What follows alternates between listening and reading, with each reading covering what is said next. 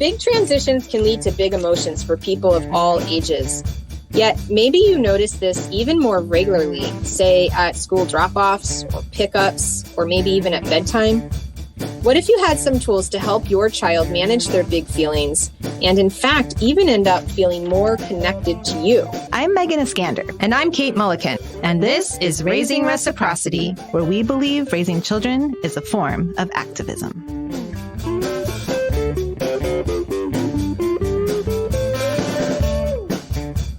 Thank you so much for joining us for our 5th episode. Today, we will be discussing ways to support your child's emotional regulation and your own too. We have 2 strategies to share with you today. But before we dive too far into that, I would like to just apologize to you for not getting any episodes out to you last month.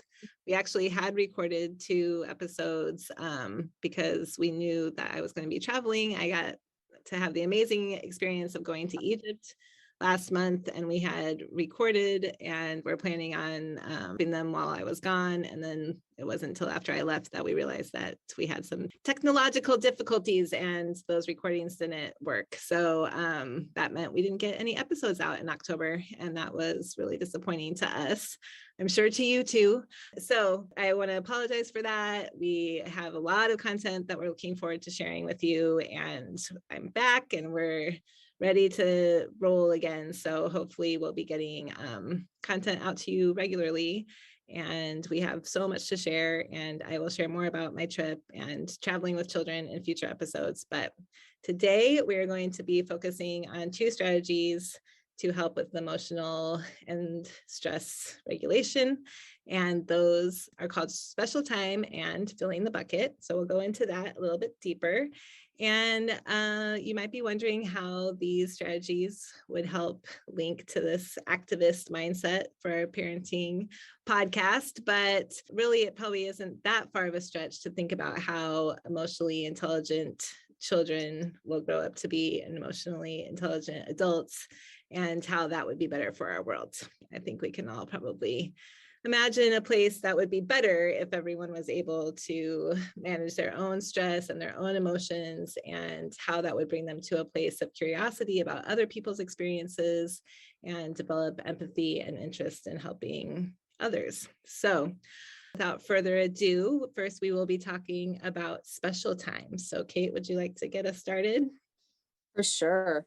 So Special Time was created by Hand in Hand Parenting, a nonprofit out of San Francisco. You can find them online at handinhandparenting.org.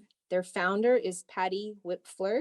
And lucky for us, thanks to YouTube, there are several tutorials that she leads, along with several of her colleagues. And I'm just going to give you the nitty gritty about Special Time. If it piques your interest in, you start playing around with it with your own kiddos, feel free to look them up, and they even run courses sometimes on it.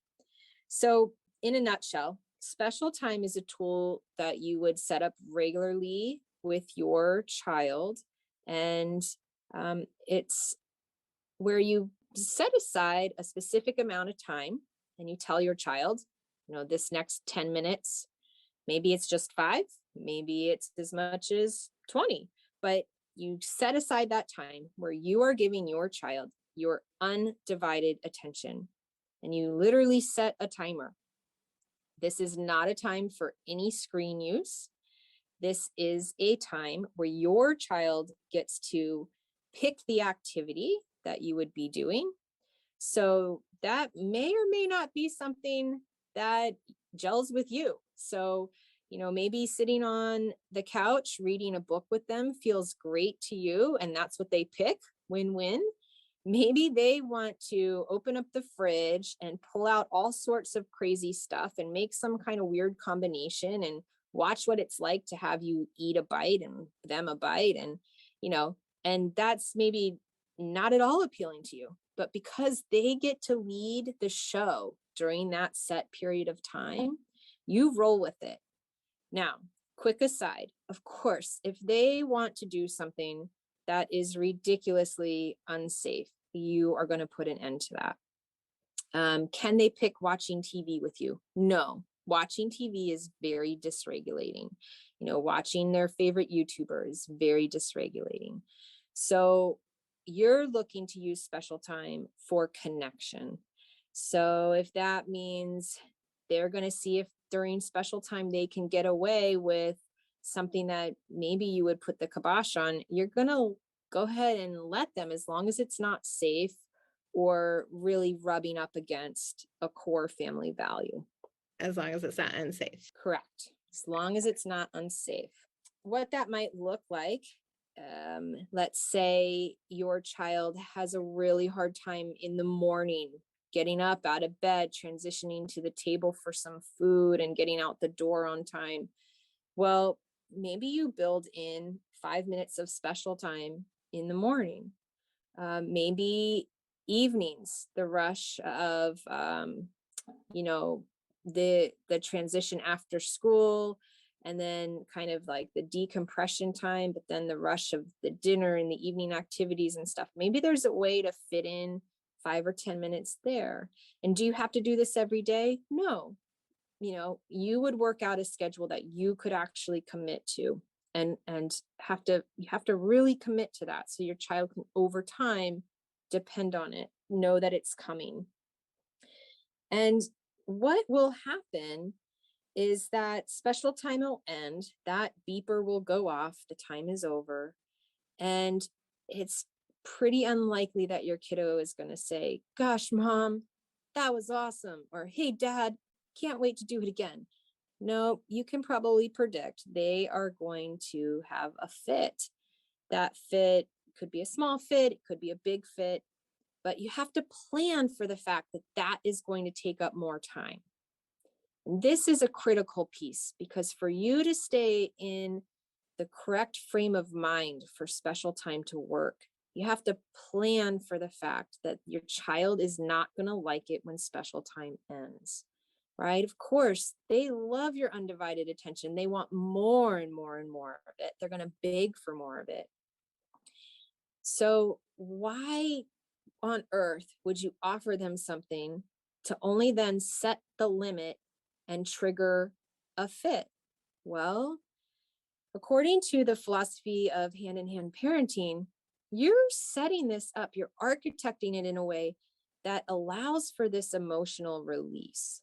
If you walked a day in your child's shoes, I think you would be amazed at how often they are spoken to in a command, right? They're given so many directions throughout the day. And when you give them a chance to lead special time, that feels amazingly good for them. Of course, they don't want it to end. But by setting the boundary and holding space for them to have their meltdown, you're giving them that release valve on their day or their week, if you do special time once a week, right? And that is so important. Your job during that meltdown, you don't have to fix anything. You're there to listen. Just hold space for them. Let them have that, like I said, the release. And over time, what's going to happen is they come to count on that. The fits will probably shorten or even go away. And you've created a link for them that they know they can come to you in this space that you're going to hold, that's not judging, just letting them vent it out. And what a gift you can give them when you do that. What thoughts does this bring up for you, Megan? I just think that, well, the main thing is the consistency. Whatever you decide to set up as your special time, just make sure that it's something that you can like really follow through on. If you can do it for 10 minutes every day, great, do it. But if you know that really it's going to be probably more likely 5 minutes twice a week, then commit to that. But whatever you tell your child you're going to do, you have to do it. It's very important that they're getting that consistency so that they can trust that they're going to have it, or that's just going to lead to other issues. Also, the no screen time is so important. Like they spend so much time watching adults on devices, and it's just constantly reinforcing the message to them that devices are very important. And obviously they are, because everywhere you look, everyone's on their device, so having time, even 5 or 10 minutes, where they're seeing the adults just directly interacting with them and they're getting to choose what to do is so powerful. But really the most important thing is that release. I can't remember where I heard this, but it's stuck with me because I just find it so fascinating that if you are like examining tears that come from, if you're like chopping an onion and your eyes are watering and you take those tears versus tears from when you're crying because you're like having an emotional release, the tears from the cry of the emotional release actually have toxins in them. Like you're physically getting those toxins out of your body. And I just thought that was so fascinating. And so if you think about how important it is for the children to learn, not only that it's okay, most importantly, that it's okay. How often when we were growing up were we told just to like stop crying about it or they're going to give us something to cry about.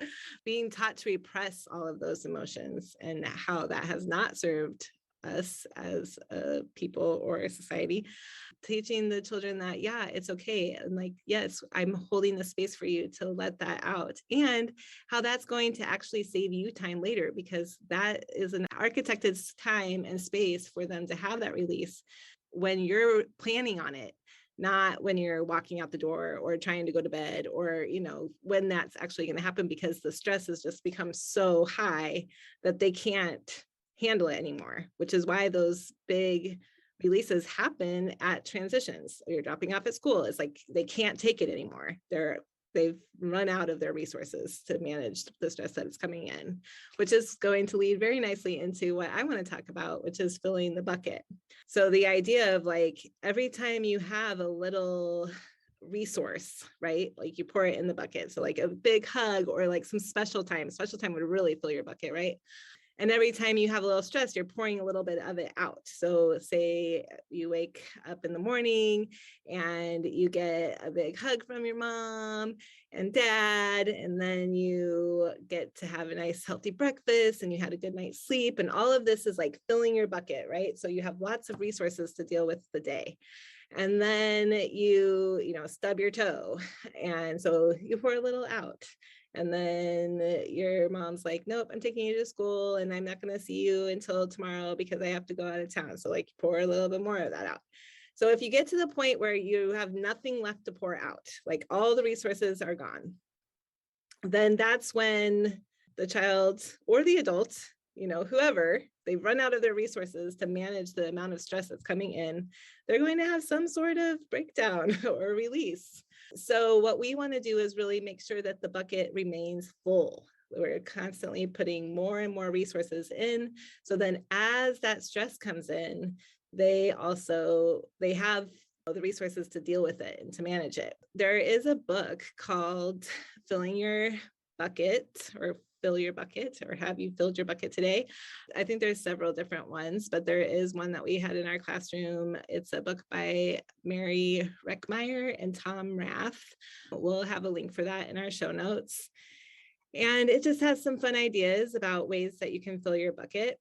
But it's also important to think about how the adults are filling their buckets, because if our buckets are full, then we're going to have more resources to deal with when our children's buckets run out, right? So if the child is having a tantrum and you're also losing it, then that is just not helping anything, right? So we also want to be making sure that we're filling our own buckets, and that it's going to take a little time for you to just think about what does that for you. For me, I really like to go for walks and be in nature and hang out with my friends. But for you, it might be like painting or playing video games or watching movies or whatever it is. I mean, we want to just think about the things that really fill us up and identifying those for our children. So for our kids, the best way to fill up our kids' buckets is to spend quality time with them. So the special time is the best way.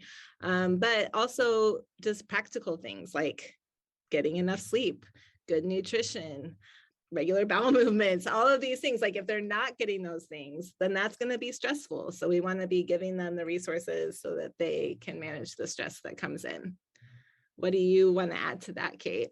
I wanted to say that in terms of the adults bucket being ready and full of resources to be available for your children, special time might actually be a scenario for you where it's taking some out of your bucket.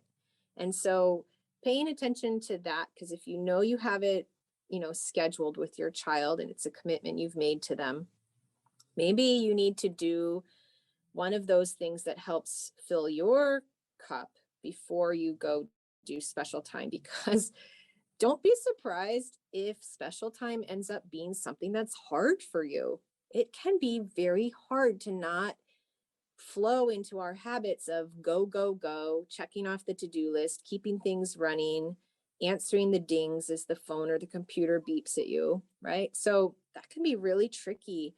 It can be a bit of a drain for some of us doing special time. So if you can think of something that helps resource you before you're making yourself available to your child for special time, these two ideas can go hand in hand in that way. And so maybe it is, checking in a call with one of your trusted, family members or friends or colleagues or whatever, it might be a treat of something that you get some quiet time or something that you enjoy indulging in.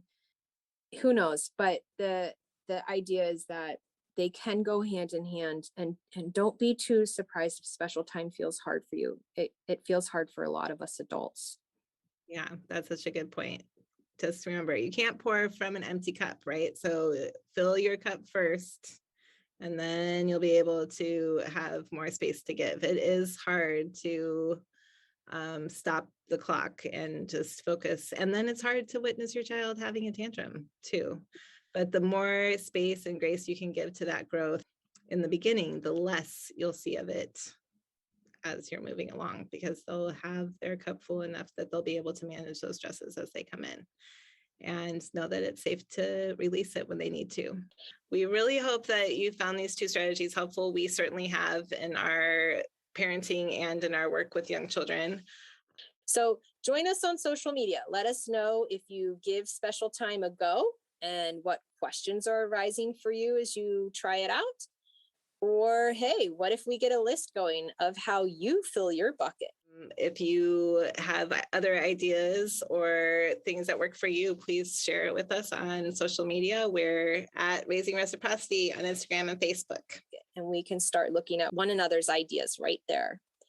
Thanks for joining us today. Hope you've had a chance to learn something new here. It's time for you to hit the subscribe button, and we want to thank you for listening. See you soon. Bye.